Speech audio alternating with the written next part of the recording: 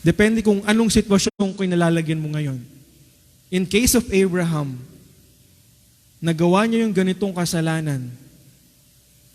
Hindi lamang siya nagsinungaling, mga kapatid, take note of this. Hindi lamang nagsinungaling si Abraham. Hinayaan niya ding may pagkalulong yung kanyang asawa just for the sake of himself. That is selfishness, mga kapatid. Imagine nyo po, mga kapatid, yung asawa mo, handa mong ibigay dito sa taong ito just for you to be saved, just for you to be protected, just for you to have your life. Pero kay Sarah, okay lang. Kunin nyo na yan. Kapatid ko yan eh. Kapatid ko lang yan. Ano pong klaseng tao to si Abraham? Kilala niyo na po ang Diyos dito, ha? Abraham na po ang pinag-uusapan natin. Isa sa mga patriarchs. Even the patriarchs can commit this kind of sin. Ano pa po tayong mga ordinaryong anak ng Diyos? Kung si Abraham kaya niyang ipagkalulong yung kanyang asawa for himself, ano pa po tayo? Ano yung kaya nating ibigay para sa kasalanan? Ano yung kaya mong ipagkalulong just for yourself? Kaya mo din bang ipagkalulong yung pananampalataya mo? Ang sabi po sa Philippians chapter 2 verse 12, mga kapatid, ang sabi po doon, work out your own salvation with fear and trembling. Ibig sabihin po nito, exercise mo yung kaligtasan mo. I-practice mo yung kaligtasan mo with fear and trembling. So we need to live our testimony of faith and of our salvation with fear and trembling. Kailangang ipinapamuhay po natin siya knowing that God, yes, He saved us. Yes, He has given us our eternal life. But take note of this, it doesn't mean na makakatakas ka sa punishment ng Panginoon. Kung tunay kang anak ng Diyos, remember this. You should be well known na kung tunay kang anak ng Diyos, nakatingin sa iyo ang Diyos. At bilang anak ng Diyos, handa siyang ituwid ka, paluin ka, to rebuke you, to correct you, kasi nga anak ka niya. Amen? Hindi po ba dapat mas matakot tayo sa kasalanan kasi nga anak ka ng Diyos? Tama po ba? Anak ka nga ng Diyos eh. Ibig sabihin, may pakialam yung Diyos sa'yo. Kung merong pakialam yung Diyos sa'yo, may pakialam siya sa'yo kung tama pa ba yung ginagawa mo, kung ikaw ba ay lumalakad pa sa kalooban niya, because He cares for you. At alam po natin, sabi sa Biblia, yung ating sariling daan, yung ating sariling pananaw, o yung sarili nating pag-iisip, will only lead us to destruction. At ayaw po ng Diyos yan sa atin. That's why when we are tempted to commit sin, or once we have committed sin, ang Diyos po ay tinutuwid tayo. Amen? Remember this, mga kapatid, in Hebrews chapter 10, verse 31. It is a fearful thing to fall in the hands of the living God. In Matthew chapter 10, verse 28, and fear them not which kill the body, but are not able to kill the soul, but rather fear Him which is able to destroy both soul and body in hell. Mga kapatid, hindi po si Satanas ang tinutukoy dito. Hindi po yung demonyo. He is not able to kill your soul and your body in hell. That is the Lord Himself. He can send your soul and your body to hell. That's why we must fear Him. The highest respect and reverence that we can give. Pangatlong bagay, mga kapatid, to our last point, amen. Pag uli-ulang nag-amen, gagawin 4 points to. Amen. Number 3, it's declaration. I do believe that the fear of God must be declared to the whole world. And sabi po sa Psalms 33 verse 8, let all the earth fear the Lord, let all the inhabitants of the world stand in awe of Him. And sabi po sa John chapter 3 verse 36, but the wrath of God abideth on Him. Ano po yun? Sa mga hindi nanampalataya sa Panginoon. He that believeth on the Son hath everlasting life, and he that believeth not the Son shall not see life, but the wrath of God abideth in him. Kung hindi po natin may papangaral o kung hindi natin ipapangaral ang pangalan ng Panginoon sa buong mundo, mga kapatid, let me tell you this, the wrath of God abideth in them.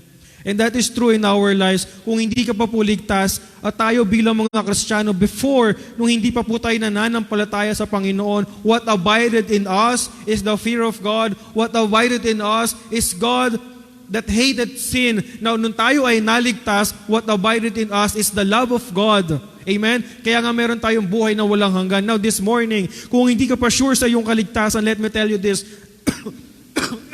Amen. O si Mike Enriquez, excuse me po ako, amen. Amen. You know, kung hindi ka pa po sure sa iyong buhay na walang hanggan this morning, let me tell you this. The wrath of God abideth in you. The wrath of God abideth in you. Yung puot ng Diyos ay nakatuon sa iyo. Why? Because of your sin. You are a sinner. And take note of this. God does not only hate sin, He also hates the sinner. God hates the workers of iniquities.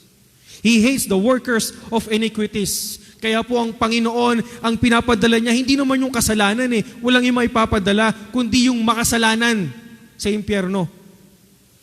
Amen? You know, we need to tell them about the wrath of God for them to fear God. Amen. Amen. Ayun, no? Modern Christianity is overwhelmed by the teaching of grace and love of God. You know, we need to preach the whole counsel of God. You know, we cannot fully understand or fully, matanggap o ma-appreciate yung biyaya ng Panginoon without realizing the fear of God. What is the grace of God? Giving you something you do not deserve. What do we deserve? Hell. Amen? Pero anong binigay ng Panginoon sa atin? Heaven. We do not deserve heaven. We do not deserve eternal life. What we deserve is death. What we deserve is punishment. Mga kapatid, we are living in the grace and mercy of God daily. Because of our sins. Because of our sins, pwede tayong patayin lahat ng Panginoon kaagad. It's the mercy of God na nakapagmaneho ka ng ligtas sa simbahang ito. Pwede niyang hayaan na maaksidente ka because you are a sinner. Biyaya po ng Panginoon na gumagaling ka sa karamdaman. Kung nagka-COVID ka man, biyaya ng Panginoon, gumaling ka. That is the mercy of God because you deserve death. Biyaya ng Panginoon na natatamasa mo kung ano meron ka. Because you do not deserve that, you cannot say to God na it's because of my strength, it's because of my wisdom, it's because of my, of myself that I have all these things. But no, it is all by the grace and mercy of God. We deserve death. We deserve hell. But because of the love of God, He gave us eternal life in heaven. We must tell them, we must tell the word about hell. For us to teach them mercy and grace. We must tell them about the wrath of God, to teach them the love of God. We must tell them about the fear of God, to teach them the love of God and the true joy. This world is slowly deteriorating. Homosexuality ay namamayagpag sa mga eskwelahan. Mas magusto pa nilang ipangaral yung LGBT kaysa ipangaral yung Biblia. Mas hinahayaan nilang magturo yung mga LGBT kaysa yung mga nangangaral ng Biblia. Sa United States, mas hinahayaan nilang mangaral yung mga tinatawag nilang drag queen. Alam yung drag queen? Tama ba sabi ko? Drag queen. Yung maraming makeup, may naka-costume. And they are part of the LGBTQ. But marami pang LGBT, lahat ng alphabet ata meron na. Homosexuality, drugs, murder, adultery, etc. Lahat po yan ngayon para nagiging normal na lang. Yung kasalanan ay hindi na tinatawag ng kasalanan. Sin is not called sin anymore, but a sickness. Ang kasalanan po sa Biblia ay mananatiling kasalanan. Ano man po ang tawag ng mundo, ano man po ang tingin ng mundo, ang pamantayan po natin ng tama at mali ng kasalanan at sa pagsunod sa Diyos ay ang laging Biblia. Kung kasalanan ang tawag ng Biblia dyan mga kapatid, tawagin man ng mundong tama yan, mali pa din yan sa mata ng Diyos. Kasalanan pa din po yan. Maging normal man sa mundo natin ngayon ang adultery. May mga nagtuturo na okay lang na maraming asawa and it's not a sin for them, but in the sight of God it is sin. Sa Guatemala, hindi man nila itinuturing na kasalanan yung pagbibisyo nila, but in the sight of God it is sin. Sa mundo ngayon, they claim that the Bible is obsolete. Yung katuruan ng Biblia, yung pamantayan sa moralidad ng Biblia ay hindi na dapat ina-apply sa panahon po natin. Let me tell you this, the Bible should be applied at all generation. Ano man pong panahon ang dumating, mawala man tayong mga matatanda at dumating yung mga batang henerasyon, the truth of the Bible remains. It is still the Word of God. Kung anong sinabi ng Panginoon o ng Biblia na mali sa lumang tipan, mali pa din yan sa panahon natin ngayon. Kung maling magnakaw noon, mali pa rin magnakaw ngayon. Amen?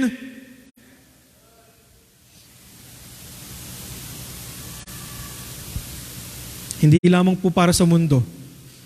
I do believe that the fear of God should also be declared to us Christians. For us saints. In Psalms chapter 34 verse 9. O fear the Lord, ye His saints, for there is no one to them that fear Him. Ano po sabi dito? Fear the Lord, ye His saints. Psalms 89 verse 7, God is greatly to be feared in the assembly of saints, and to be had in reverence of all them that are about Him. Remember Daniel, mga kapatid, Daniel chapter 6 verse 10. Ano po nangyari doon? Ipinatupad ni King Darius, ako po talaga yun King Darius. Pinatupad ni King Darius because of his precedence na sabi niya, within 30 days, walang ibang papanalanginan o sasambahin na Diyos maliban sa pangalan ng hari. At ipinasa yon, ipinatupad sa kanilang bansa. And what did Daniel do? Anong ginawa ni Daniel in Daniel chapter 6 verse 10? Now when Daniel knew that the writing was signed, he went into his house, and his windows being open in his chamber toward Jerusalem, he kneeled upon his knees 3 times a day and prayed and gave thanks before his God as he did the 4th time. This is the fear of God in practice. Hindi natakot si Daniel kung anong pwedeng gawin ng hari sa kanya.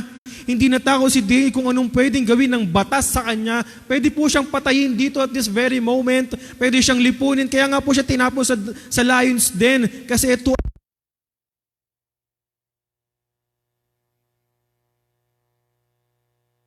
the laws of men. He feared the laws of God more than the laws of men. And what he did? He exercises faith. He exercises a love for God. He kneeled upon his knees. Hindi niya po sinara yung mga bintana. Pwede niya namang isara yung bintana para matago siya. Pwede siyang pumunta sa isang kwarto na siya lang ang nakakakita. But he did not do that. Anong ginawa niya? He opened his chambers toward Jerusalem. Binuksan niya pa. At in-exercise niya yung kanyang pananampalataya sa Diyos. At ito po yung resulta ng tunay na Kristiyanong may takot sa Diyos. Ano man po ang sabihin ng mundo, ano man po ang sabihin ng mga tao sa paligid natin, tayo man po ay pagbawalan o ay persecute, we should fear God more than men. In China, yes, they are hiding. Yes, they are hiding. The Christians there are hiding. But they are not stopping from worshiping God.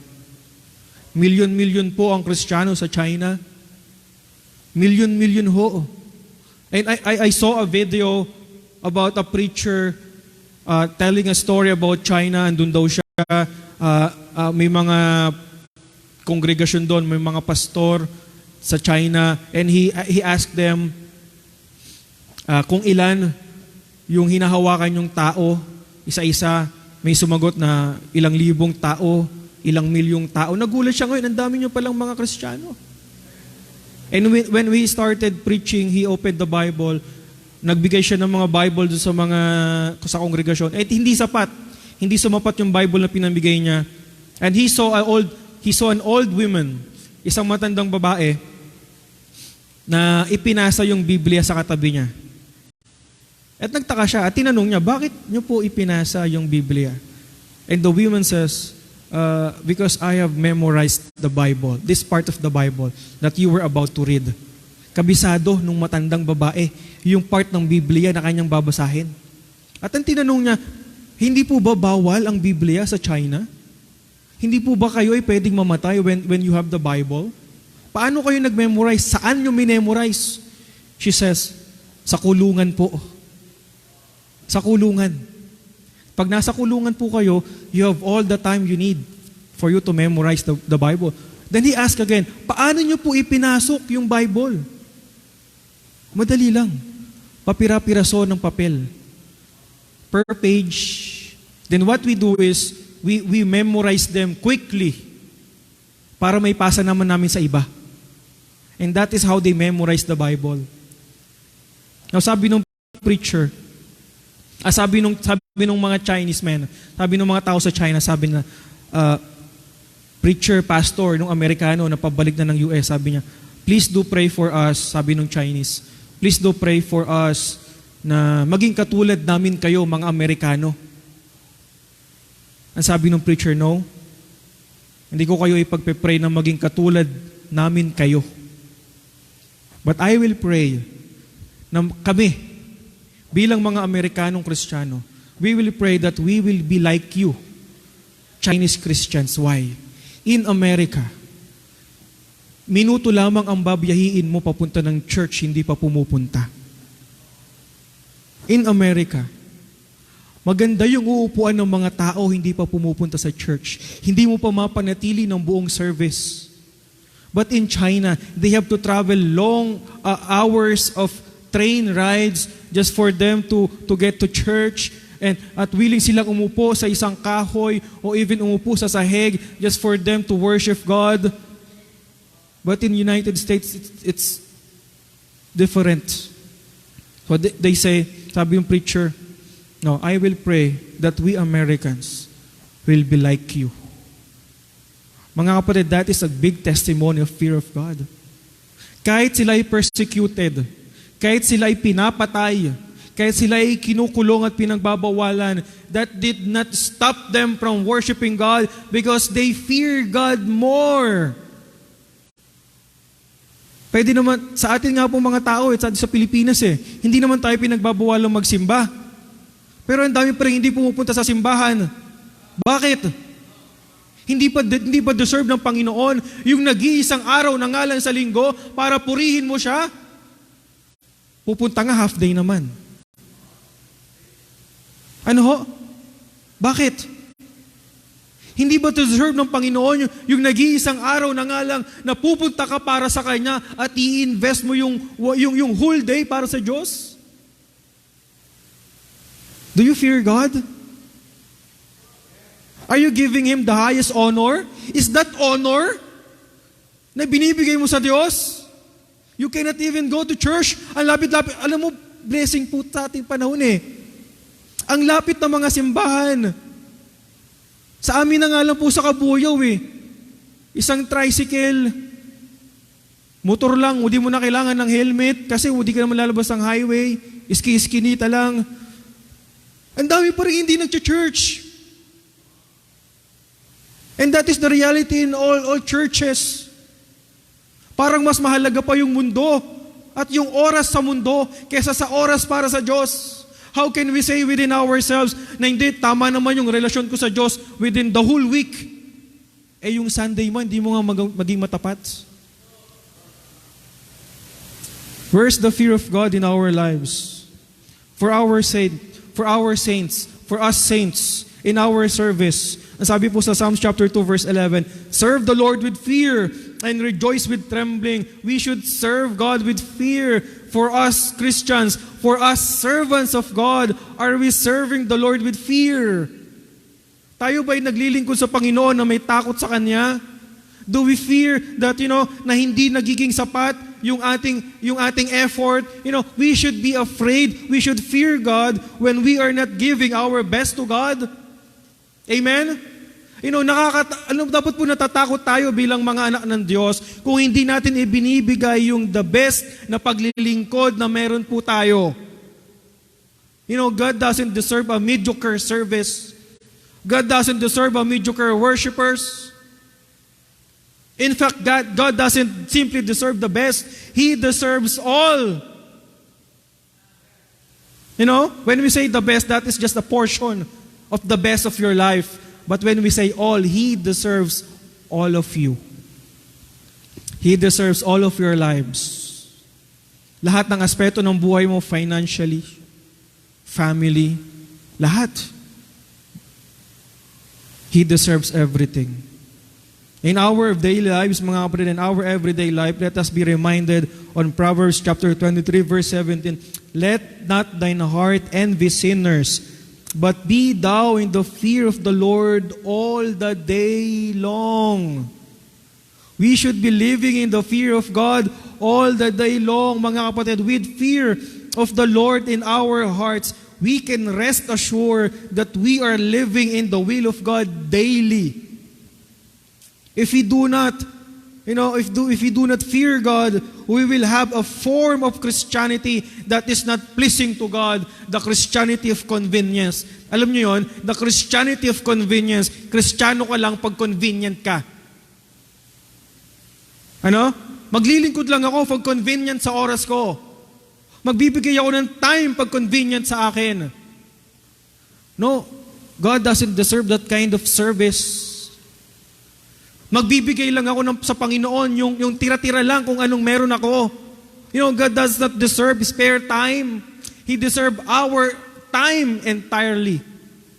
We will only serve God when we have free time. We will only give when we have extra money. We will only go to church only we want to or we feel to. Pag hindi mo na feel pumunta ng church, hindi ka pumupunta. God doesn't deserve that kind of heart, that kind of worship. We will only practice ministry or we will only participate in the ministry if there is someone looking to us. We will only participate in the ministry if there's reward. We will only if you are only participating in the ministry because of the desire of being recognized, mga kapatid, kailangan mo nang tumigil. Stop. God does not deserve that kind of worship. God does not need that kind of service. If you are only serving not for God and for yourself, you need to stop and think kung gaano kang nakakahiya sa harap ng Diyos. Kung gaano akong nakakahiya sa harap ng Diyos. If I am serving for the applause of man and not for the applause of God, mga kapatid, in our conclusion, let's go to the Bible in Ecclesiastes chapter 12, verse 13. Ecclesiastes chapter 12. This is the conclusion of the whole matter. Let us hear the conclusion of the whole matter. Fear God and keep His commandments. For this is the whole duty of man. Mga kapatid, let me ask you this. What is the whole duty of man? To fear God and keep His commandments. Now, you cannot say that I am keeping the commandments of God without fearing God. Mga kapatid, magkasama po yan. If you are truly keeping the commandments of God, it means that you are fearing God. It is the whole duty of man. Now ask ourselves, tanungin po natin ang ating mga sarili sa umagang ito, do you fear God? Or the answer is, do you even know Him? Kilala mo ba ang tunay na Diyos sa umagang ito? Baka naman kasi hindi ka nagkakaroon ng tunay na takot sa Diyos because in the first place, hindi mo siya talaga kilala. Baka hindi ka pa naman talaga ligtas. Or hindi ka talaga ligtas. Mga kapatid, this is the morning for you. This is the message for you. You need to be saved this morning. You need to be saved this morning. For you to be saved, you need to repent of your sins and accept the Lord Jesus Christ as your personal God and Savior. Therefore, you will know Him and you will know what fearing God is. We must realize that God is only a loving God, but He is also an holy God that hates sin. And we must fear Him, which is able to destroy the body, both soul and body in hell. And remember that, mga kapatid, our God is a consuming fire. He is not just a God of love, Hindi po GD ang Diyos, na you can ask anything from Him. Hindi po ganun ang Diyos. He is a consuming fire. That is why we must fear Him, because we are all sinners. To you Christians, how is your life? How is your life, Christians? Mga anak ng Diyos, I'm talking to you. How is your life? Are you living in the fear of God this morning? Kung ikaw ay naglilingkod sa Diyos, are you serving Him with fear and trembling? Knowing na pag hindi mo ginawa yung tama at hindi mo ginawa yung the best at hindi mo sinunod ang Panginoon, you will displease Him. Are you giving Him the honor, the reverence He deserves? If not, mga kapatid, you should fear. Fear God now and be right with Him. Tayo po'y tumayong lahat, tayo po'y manalangin. Let's pray. Ama namin sa langit, Panginoon, salamat sa inyong biyaya. Salamat sa inyong salita. Salamat sa paalala na kami bilang inyong mga anak, bilang inyong mga niligtas, bilang inyong mga minahal. Hindi lamang po kami bilang mga tao ay dapat tumingin sa inyo ng merong pag-asa o pagmamahal o pagtangkilik, bagkos kami po ay dapat tumingin sa inyo na mayroong takot with honor and reverence and godly fear. Tulungan niyo po kami, Panginoon, sa umaga nito to fully understand what is the fear of God and help us, Lord, to live our lives fearing you, fearing God and God only. Maging sa aming mga bisita, sa mga hindi pa sigurado sa kanilang buhay na walang hanggan, Lord, kayo na po ang kumausap sa kanila. I pray that this morning that they will repent of their sins and they will accept the Lord Jesus Christ as their God and Savior. At sila ay magkaroon ng buhay na walang hanggan, na sa ganoon ang kanilang mga buhay ay maitama, ang kanilang buhay ay maayon sa inyong kalooban, sa inyong salita. And I pray, Lord, that this morning, this congregation, this church might be encouraged, might be challenged to fear God more and to focus on serving you and you alone. Hindi po kami dapat magpatinag sa kung naman pong ibato ng kalaban sa amin to hinder us from serving you. Hindi po namin dapat katakutan ng mundo. Hindi po namin dapat katakutan ng demonyo. Hindi namin dapat katakutan ng mga bagay na pwede lamang pumatay sa aming laman. Bagkus dapat namin katakutan ng Panginoong Diyos na banal, ang Panginoong Diyos na galit sa kasalanan. And with this, Lord, help us to worship you properly. Help us, Lord, to serve you properly. Maraming salamat for this message, and I just pray, Lord, that this morning that your children will have a commitment, will have a prayer, committing themselves in fear of you, Panginoon. And while we continue to pray, I am asking Pastor Conway.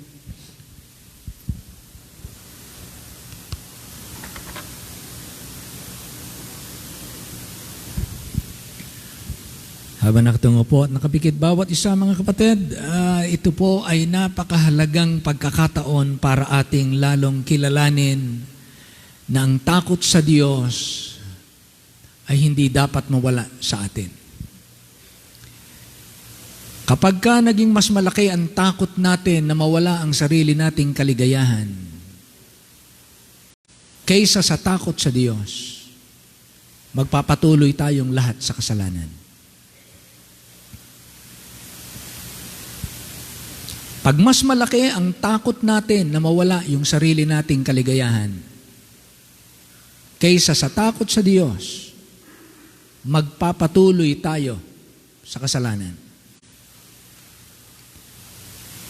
Kapag naging totoo na ang takot sa Diyos ay naging pinakamalaki sa ating puso, titigil tayo, bibitaw tayo, magiging matapang at solid ang ating mga desisyon. Iiwanan natin ang ating kasalanan. Kaya hindi mabitawan ng mga tao ang kanilang bisyo. Natatakot na alisin ang kaligayahan ng sarili. Kaya ang mundong ito ay punong-puno ng paglabag sa 7th commandment, "Thou shalt not commit adultery." Ayaw ng tao mawala ang sariling kaligayahan. Mas malaki ang takot na mawala ang sariling kaligayahan. Kaya marami ang tao nagtatrabaho kahit linggo. Gayong pwede namang iwanan ng trabaho pag linggo. Ibali sana kung yung trabaho hindi pwedeng iwan. Pero kung dahil lamang ng takot na mabawasan ang sweldo at ang kita ng tao, iiwanan ng Diyos dahil na mas malaking sweldo. Alam niyo po mga kapatid, yan ang nangyayari ngayon sa maraming simbahan dahil tayo po ay nasa panahon ng Laodicean Church. Kaya maraming mga Kristiyano pwedeng mahulog sa nakasulat sa aklat ng Laodicea. I have all. I am rich. I need of nothing. Anong sabi ng Panginoon? Ikaw ay hubad, ikaw ay bulag, ikaw ay salat. Isusuka kita. Hindi ng Diyos kailanman kinalugdan ang mga half-hearted Christians, mga carnal Christians, ang mga worldly Christians. Kailanman, hindi po ito naging masarap sa panlasa ng Diyos. Kaya mga kapatid, think straight. Kung sino man sa inyo, sino man sa atin, nasilo ni Satanas sa paggawa ng kasalanan, kumawala kayo. Kung sino man sa atin, mga Kristiyano, nasilo ni Satanas, nabitag ka, at ang umiiral ay ang lihim na pagiging makasarili, at ang pag-iingat ng kasalanan, at pagiging makasanlibutan, kumawala ka. I can do all things through Christ who strengtheneth me. Lahat tayo nagkakasala, pero kapag hindi ka kumawala, minamahal na natin ang kasalanan. Wala na ang takot sa Diyos. Pakunwari. Kaya iba po ang nalulungkot pag nagkakasala. Iba yung natatakot sa Diyos kapag nagkasala. Ang tao pag nalungkot sa kasalanan, pwede niyang ulit-ulitin kahit nalulungkot siya pag nagkakasala. Pero kapag ang tao may takot sa Diyos, kapag ka nagkasala, ang uunahin niyang gagawin, iiwasan niya na ulitin pa ang kasalanan niya. Dahil may takot sa Diyos. Mga manampalataya, lahat po tayo tinatawag ng Diyos sa kabanalan dahil sa kabanalan lang niya pwedeng tanggapin ang ating pagsamba.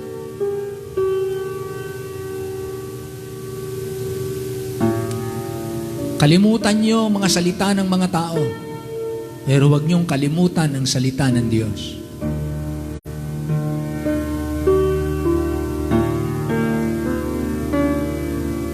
Panginoon, sa umaga pong ito, napakahalaga at napapanahon ang mensahe na aming tinanggap para sa pastor ng simbahan hanggang sa pinakabatang miyembro ng simbahang ito. Ang takot sa Diyos ay dapat naming laging nasa aming unahan. Nagahari sa aming puso. Ito ang magpapatibay ng mag-asawa. Ito ang magpapadalisay ng mga relasyon. Ito ang magtataas ng paggalang ng mga anak sa kanilang mga magulang. Ito ang maglalayo sa mga anak sa bitag ng mundo na madaya at kapahamakan sa kinabukasan. Ito ang mag-iingat sa bawat tao para hindi niya tahakin ang landas ng pagkaligaw at daya at pagkapahamak. Takot sa Diyos. Ito ang nagtataas ng reputasyon at ng karakter ng tao. Ito ang nagbibigkis sa mga mananampalataya. At tulungan niyo po kami na bawat isa sa amin, ingatan namin ang salitang ito sa aming puso. Ipamuhay namin at dahil ng takot sa Diyos, hindi na namin ulitin ang mga kasalanang pwede naming talikdan dahil mas mahalaga ang takot sa Diyos. Yun ang nangyari kay Joseph. Tumakas siya, tumakbo siya, iniwan niya ang asawa ni Potiphar dahil ng takot sa Diyos. Yayakap kami sa asawa ng iba pag mas malaki ang hangad ng kaligayahan ng sarili kaysa ang kaligayahan ng Diyos sa aming buhay. Ang simbahang ito hindi dapat yumakap sa mga Diyos-Diyosan at sistema ng sanlibutan. Hindi dapat mag-commit ng adultery, spiritual adultery ang church na makipagkaisa sa politics. Tulungan niyo po ng simbahang ito manatiling nakafocus ng aming misyon ay abutin ang buong daigdig. Ang world mission. Magampanan po namin, napakalawak na gampanin. Patuloy niyong patatagin ang inyong mga anak. Nagawin namin ang inyong gawain ng buong sigasig, buong kaya, na may malinis na kamay at may malinis na puso. Salamat po sa umagang ito. Sa pagkakataong ito, mga kapatid, makipag-usap po tayo sa Panginoon. Saliksikin ang sarili. Sawayin natin ang ating sarili. Itama natin ang salita ng Diyos ang ating sarili. At mabuhay tayo nung walang iniingat ang kasalanan sa ating buhay.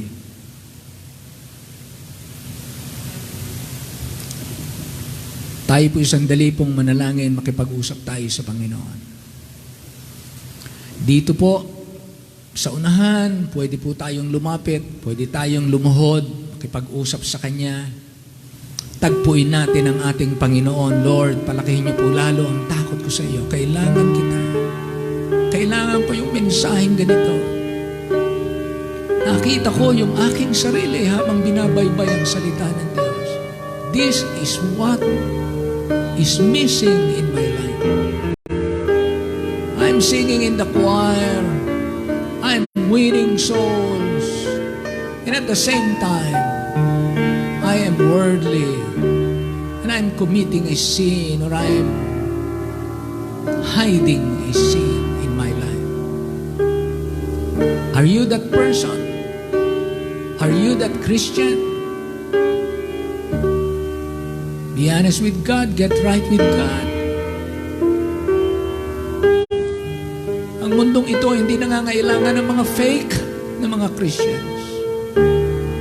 This world needs genuine, spiritual Christians, not fake, an outward show of Christianity.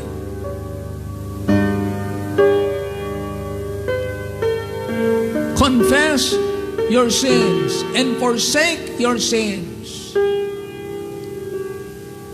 For if not, the Bible says, you will not prosper in the sight of God. Everything that we are doing is just nothing in the sight of God.